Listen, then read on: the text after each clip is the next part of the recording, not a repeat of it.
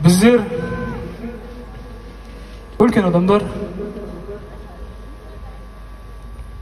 кішкентай балалардан, сәбилерден ақылдымыз деп санаймыз өзімізді. Бірақ дегенмен біз сәбилерге, нәрестелерімізге әлем білім беру барысында жұмыстарымызды атқарамыз, бірақ дегенмен де сол балалардан да бір алатынымыз бар екендігін ұмытып кеттік негізі.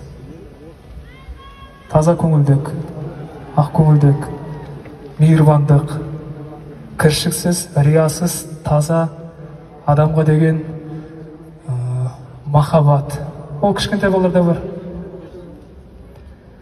Келесі орындалатын шығарманы мен 3 жыл бұрын жазып бастағам.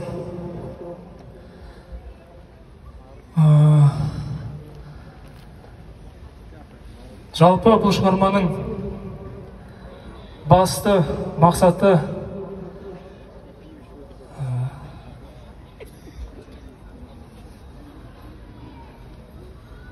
әлемде тыныштық болсын деген ниетпен жазылған, жүрегімді жарып шыққан осындай бір кішігірім композиторлық жұмысым.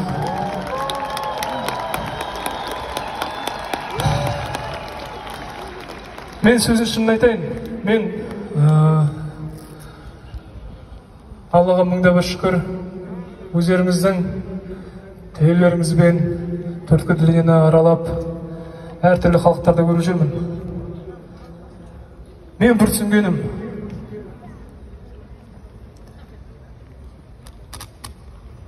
қарапайым халықтарды алып қарайтын болсаңыз, жаман ұлт жоқ негізі.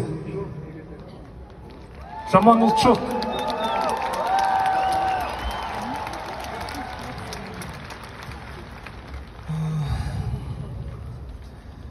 Сол ұлтқа ой түйгізетінде негізі, айтпай қойын, біліп отырсыздар ғой негізі. Әлемде тыныштық болсыншы, бейбітшілік болсын, соғыс болмасын. Ешбір халық, ешбір ұлт, ешбір ел зардап шекпесін. Өйткені қарапайым кісілердің, қарапайым халықтың ешбір кінәсі жоқ. Сөзін шынына келгенде.